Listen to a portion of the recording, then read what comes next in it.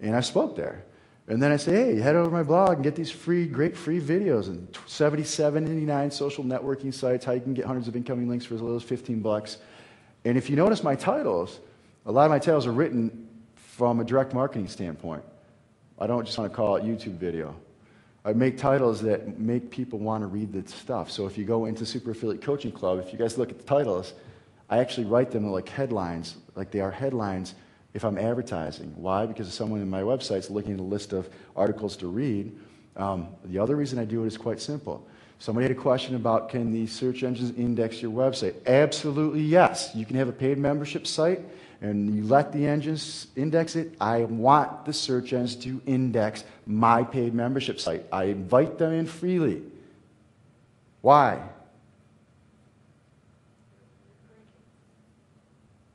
Because someone sees when they do a search for internet marketing or affiliate marketing, they search for make money on the internet or these social networking sites. I've created a lot of content on my membership site. I want the world to know about it, and I want them to pay me for it. How is the world going to know it's all in there if they're only being told it's in there because I put it on my sales letter? But if they find it in the search engines and I let them index it and they only see small snippets, it's not like the index, like the engine comes in and takes my entire pages and makes it available. Even if they did, I don't care. Because if you really want it, if it's good material and they want more just like it, they're going to pay. So the search engines come in and they index my site.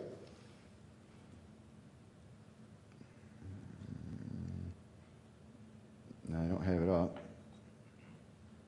Anyways, search engines index the site. I let them index the site. They pick up the headlines from my articles. And when people see it in the search results, when you're looking through a list of search results and it says blah, blah, blah, blah, but then they see one that says, wow, that headline really speaks to the problem that I'm trying to solve. Which one do you think they're going to click on?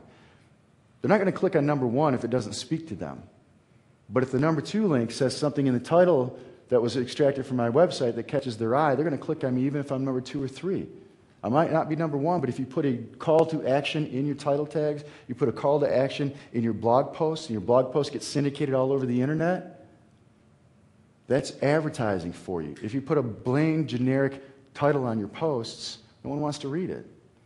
The whole idea is to create a huge sales funnel on the internet by doing all this stuff and drive them to whatever it is that you want to drive them to.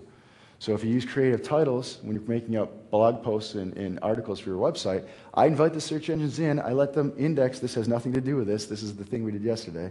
I let them come in. They index the content, have hundreds and hundreds of articles in Google's results, and they have all these fancy titles and stuff. Someone clicks on that link. What happens is when they come to my website throws up a stop page. It says, we're sorry, that content is only for paying members only. Would you like to subscribe? Click here.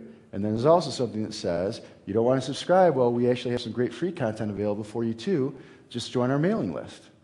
And it's a sales funnel. Everything that you do should be a sales funnel. Every website that you build, the purpose of building the site is not to have another website, is it? Do you really enjoy staying up till 3 o'clock in the morning building a new website?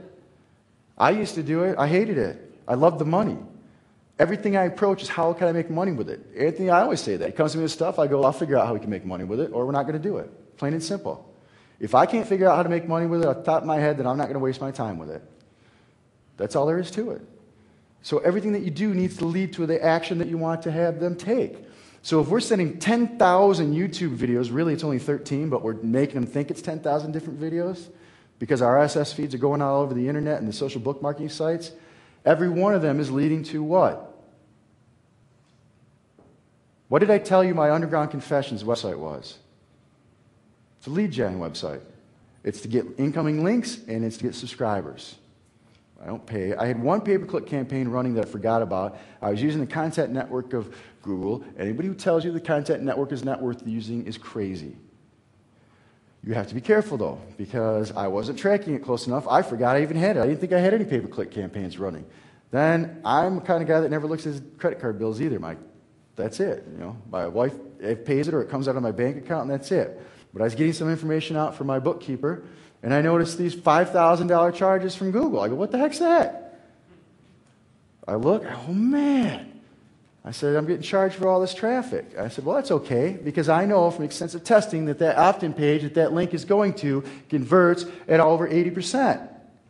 So I may have gotten charged $5,000, but I must have a boatload of new signups. Guess how many signups I had? Pretty much nothing. So I contacted Google. I said, there's either fraud involved or something, and I want my money back.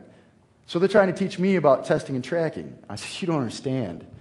I showed him my test results. I go, all these results I can show you about what my conversion is in that page. So if you have content-sensitive search engine ads, then why is it showing on these websites that are sending me traffic that converts at less than 1% when I have all these other stats that I showed you that show that it consistently does 70, 80% plus conversions?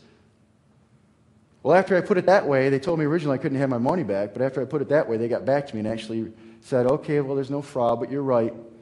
The sites weren't showing what they should be showing, and we're going to give you half your money back.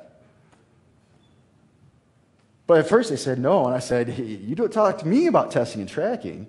And I went back and said, well, let me show you the stats. They're trying to recommend that I use this new tool they have called Google Analytics. I'm like, you kidding me? I got Erkin stats installed on servers for the last 5 years, which Erkin was bought out by Google, and they turned it into Google Analytics. But it's a big sales funnel that drives these people too. So I let these search engines come in, index my paid membership sites, because it gets out in the search engines, and my goal is to get people to sign up for it. But if I don't tell them I'm there, how are they going to find me? And if they do find me, I want them to take a certain action. So how are they going to take the action if I don't tell them what to take? Give an incentive to sign up. I'll show you some of my conversion stats tomorrow. This is the camera yesterday in the morning. Scott, you weren't here. Scott has been one of my best friends for 19 years now. I've been trying to drag him into the internet marketing world for years. When I tell that story about how after dinner we drank a case of beer and built a website and made $5,000 that first month without doing anything after that first case of beer, that's the guy I'm talking about. Don't you still owe me a Rolex? Yes, you do. I won't hold you to it. But he ended up generating some nice income. He could have bought a car with that money, and we did it after dinner, and it probably wasn't a case. I don't know. We're both big guys. We could drink a lot of beer. So, but he's the guy. He finally came. Well, yesterday morning I wanted to show these people how easy it is to do some of this stuff, and I didn't want them to be afraid of the technology. So we had a $229 camera from Costco that said YouTube capture. I go, well, that sounds easy. So up on stage, they took a video of me, and then in less than 5 minutes later, the video was up on YouTube, and my guys went to work promoting it, and it was for a product called the Casio XLM EXZ1080 digital camera. This was yesterday. And my guys have been doing everything else in the world, so they didn't spend much time promoting this thing at all. And they were all using the techniques that are in what? Your book you guys already have. You guys, I have so much content, it's not even funny. So people, I'm like, Bog and Ping, man, that's old hat. But if you guys want it, I can make it. I can make more of it. In fact, Anthony was putting together a sheet because I realized talking to you guys, I thought you guys all knew my stuff. I've been doing this for a year, and I give away so much of it for free. Why? Because my free websites have generated an easy 7-figure income for me over the last couple of years. And we're not talking about cumulative incomes. We're talking about